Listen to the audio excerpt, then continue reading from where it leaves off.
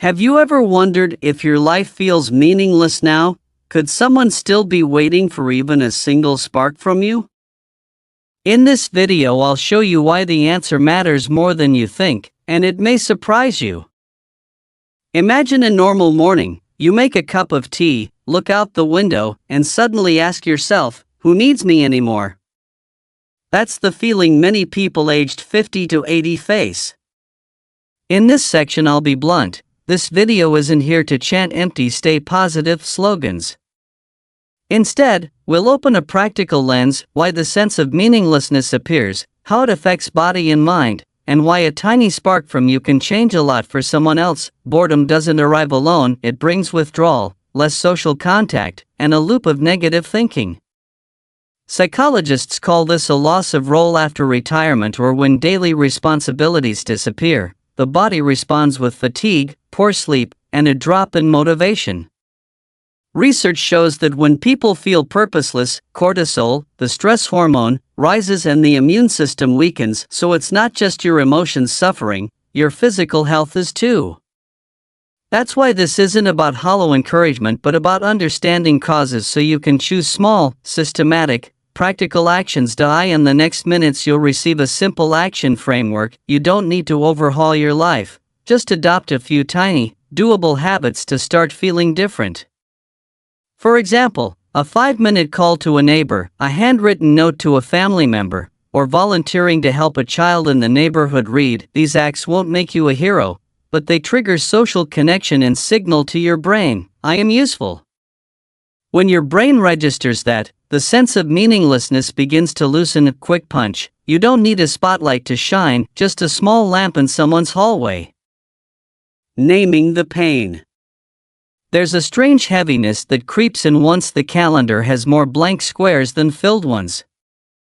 For many at 50, 60, 70, or beyond, mornings don't feel like a beginning anymore, they feel like leftovers from yesterday. It isn't always dramatic. Sometimes it's as small as staring at the TV remote with no real reason to turn it on. Other times it's lying awake at 3 a.m., thinking, does anyone even notice if I'm here? That ache, the one you don't say out loud, is the quiet soundtrack of loneliness. Retirement, in theory, is supposed to be freedom.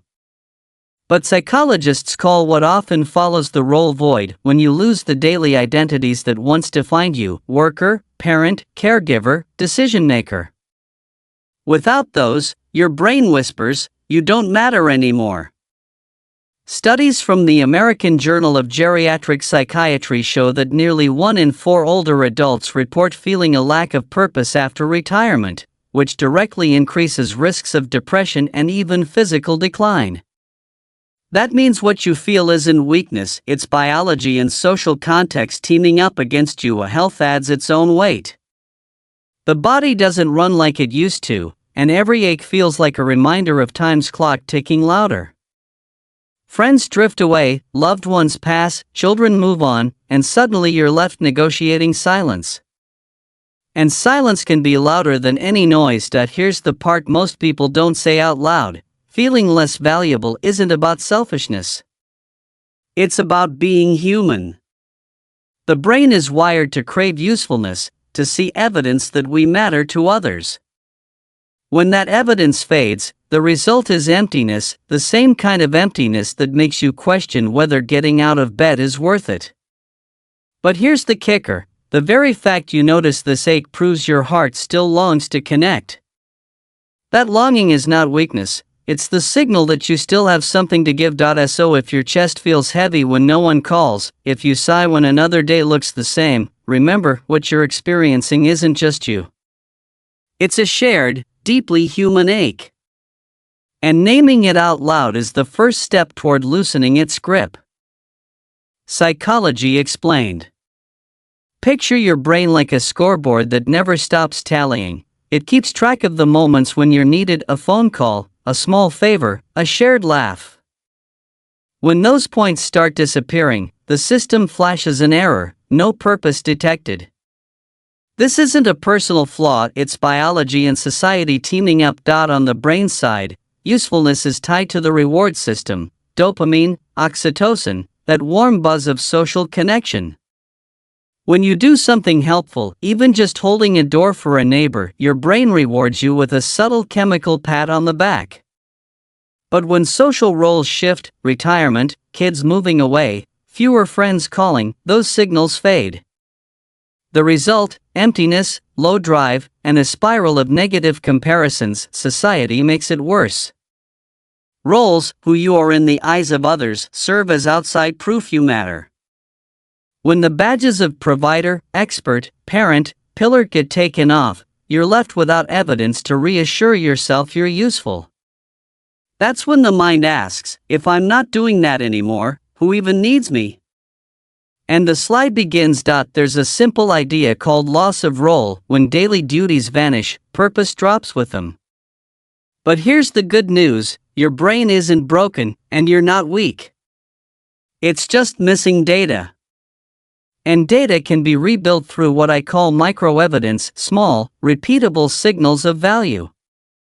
A compliment, a short chat, a little act of kindness all count as microevidence. Take this example. You call a neighbor for 5 minutes once a week just to check in. That act seems tiny, but it sends a clear signal to both you and them. You are reliable. You matter. Over time, these small signals pile up, your brain recognizes a new pattern, and the sense of usefulness comes back online. Behavioral science calls this continuous reinforcement, small, repeated shifts stacking into big feelings. Another mechanism is cognitive reframing, the story you tell yourself. If you wake up thinking, I'm retired, I'm useless, your brain will go hunting for proof. But if you swap it with, today I'll make one person's load lighter, you shift the frame. Reframing isn't delusion, it's a proven psychological tool to reduce negative thoughts and fuel purposeful action. Here's the practical takeaway: don't pressure yourself to do big things to earn meaning. Your brain cashes in on the small stuff. A handwritten note, an honest piece of advice, helping a grandchild fix a laptop, all of it releases oxytocin and restores connection. With connection comes less stress, better sleep, and a softer sense of joy. The punchline: feeling meaningless isn't a final verdict, it's a system error you can fix. Start small, track it by how your body feels, and rewrite your story with intent. And remember this, your brain doesn't want you to quit, it just needs proof you're still holding the lamp. Small effect, micro power. Some people think purpose arrives like fireworks, loud, bright, impossible to miss. In reality, it sneaks in more like a candle flame, small, steady, almost unimpressive at first. But here's the science trick: your brain doesn't measure impact in size, it measures it in signal. Even a micro signal of being useful is enough to wake up your reward system. Psychologists call this the theory of small wins. Imagine trying to climb a mountain at 70 years old. Overwhelming, right? But if the mountain is just walking to the corner store and smiling at the cashier, suddenly it's not impossible, and your brain still counts it as progress. Teresa Amabile at Harvard showed in her research that consistent small wins trigger motivation more reliably than chasing grand goals. Your brain likes checkmarks, not trophies. Here's a real-life example. One widowed man in his 70s started watering the plants outside his apartment building. That's it. No applause, no headline. But neighbors noticed. Soon they started chatting with him, thanking him, and even asking for advice on gardening. His role shifted from lonely retiree to community gardener. Same man, same street, new story. His micro-action became a social spark. So what does this mean for you? Stop waiting for the big calling. Instead, stack micro-actions. Write a short thank you note, call one friend and tell them a memory you cherish, ask a neighbor if they need help carrying groceries. Each act is ridiculously small, but to your nervous system, it's gold. Dopamine and oxytocin don't care whether you built a hospital or just opened a door, they only respond to the signal of contribution. That's why sometimes, making someone laugh for 10 seconds feels more rewarding than sitting alone thinking for hours. Here's the ironic punch: meaning isn't hiding in the big heroic act you keep waiting for. It's been hiding in the small, trivial things you dismiss every day. The kind of things that, when strung together, weave the net that keeps you and someone else from falling. Wake up story. Let me tell you about a woman named Claire. At 68, she had just lost her husband of 40 years. The kids lived provinces away, the house echoed with silence, and every morning she stared at the kitchen table as if it were accusing her of being useless. She once admitted to a friend, "I feel like a piece of old furniture, still here, but no one needs it." One day, by pure accident, Claire noticed a flyer at the grocery store: "Local library needs volunteers for Children's Story Hour." She almost ignored it. Who would want to hear me read? But something, maybe boredom, maybe desperation, pushed her to show up. The first time, she stumbled. Her voice cracked, she lost her place, and she nearly quit right there. But then one little girl tugged on her sleeve and said, "Can you read again next week?" That single request, that micro signal, lit something inside her brain that no antidepressant had managed to touch. It was dopamine, oxytocin, and purpose all bundled into 4 words: read again next week. Fast forward a year, Claire is now grandma storyteller to half the kids in town. She still lives alone. She still misses her husband. But she no longer calls herself useless. In fact, she jokes that she's busier than she was during her working years.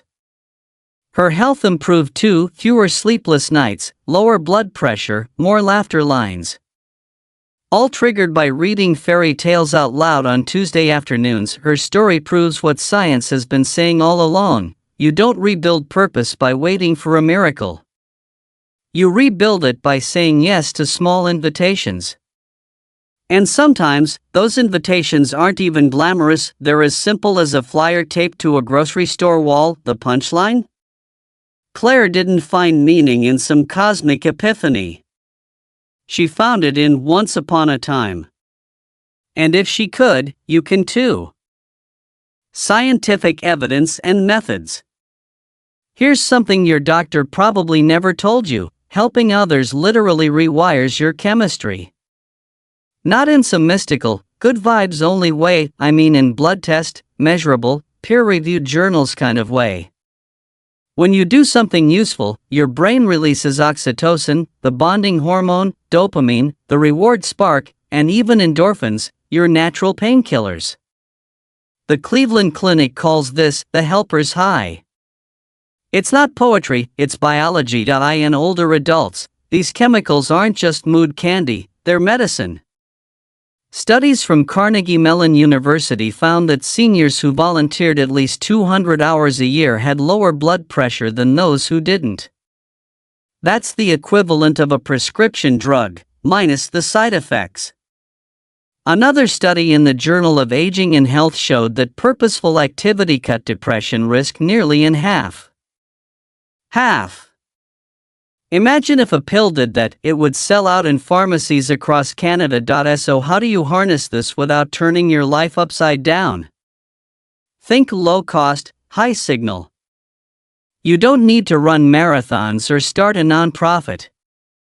Instead, you offer to babysit your neighbor's kid for an hour, share your cooking with someone who doesn't cook anymore, become the phone call friend who checks in on Tuesdays. Each of these triggers the same reward circuits as climbing a mountain, just with less sweat. And don't forget, giving doesn't have to mean outward. Helping yourself counts too, especially when it creates ripples. Taking a morning walk isn't selfish, it means you'll be healthier when your family needs you. Writing down memories isn't indulgent, it gives your grandchildren a map of where they come from. Purpose isn't just about serving strangers, it's about making choices today that matter tomorrow. Here's the kicker: your body doesn't distinguish between saving the world and saving someone's afternoon. To your nervous system, both count. And the more you repeat those micro moments, the more your brain learns, I still matter. I'm still in the game. Punchline. Who knew the best antidepressant might be holding the door, telling a story, or boiling an extra pot of soup? Science did. And now, so do you. Stories of transformation. Let's get real. Science is powerful, but stories? Stories stick to the skin. Take Margaret, 72, from Vancouver. She told her daughter she was done. She'd stopped cooking, stopped going out, and sat in front of the TV from dawn till dusk. Then one day, her church asked if she could knit hats for newborns at the local hospital. She said yes, just to keep her hands busy. 6 months later, she had made over 200 hats. The nurses called her the Hat Angel. Margaret says she doesn't think about being done anymore. As long as a baby needs a warm head, she says, I've got a reason to get up. Or Tom, 68, from Calgary. A retired mechanic. After his wife passed, he was silent for nearly a year. A neighbor asked him to help fix her lawnmower. He ended up starting a free garage morning on Saturdays. Now a group of kids and parents show up with broken bikes, toasters, and radios. Tom doesn't just fix machines, he teaches teenagers patience, skill, and pride. He says, I thought I had nothing left. Turns out, I just needed someone to hand me a wrench. And maybe the most striking story, Lean, 70, an immigrant grandmother who barely spoke English. She started a daily ritual of cooking one extra portion of food. Every day, she left it at the door of a single mother in her building. They didn't talk much at first, just nodded. After months, the mom finally said, You're the reason I didn't give up. Today, Lean and that little family share meals together. One pot of soup rewrote two futures. Do you see the pattern? None of these people fixed the world. They didn't become saints or celebrities. They just nudged the universe, one small kindness at a time. And in that nudge, they rediscovered something larger than themselves, the feeling that life still answers back when you show up. That's the secret. Purpose doesn't arrive with fireworks. It whispers in knitting needles, greasy wrenches, or steaming bowls of rice. And if they can find it, so can you. Practical steps to find purpose. Alright, so what now? You're not Margaret with her knitting needles, or Tom with his wrench. You're you. Sitting there, maybe with more questions than answers. Let's make this simple, concrete, and doable. Step 1. Inventory your sparks. Ask yourself, what small thing lights me up, even for a moment? It could be telling stories, baking bread, organizing things, or even listening. Write down 3. Don't overthink it. Sparks don't have to be fireworks. Step 2. Connect the spark. Now, link that spark to someone else's need. Love baking? Drop off muffins to a lonely neighbor. Like listening? Call a friend who lives alone. Enjoy organizing? Help your grandchild tidy their room. Purpose isn't about inventing new skills, it's about redeploying the old ones. Step 3. Schedule it.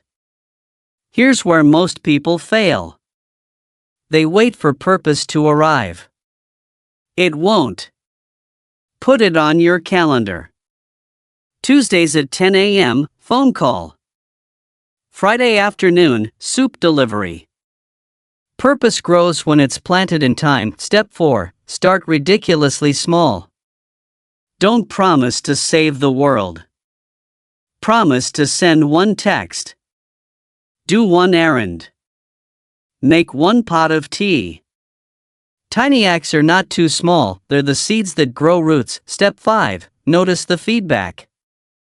Here's the part you must not skip. Pause and feel what happens after. Notice the smile you get back, the warmth in your chest, the calmer sleep that night. That's your biology confirming, yes, this matters. Do it again. Step 6. Adjust without guilt. Some sparks fade, and that's fine.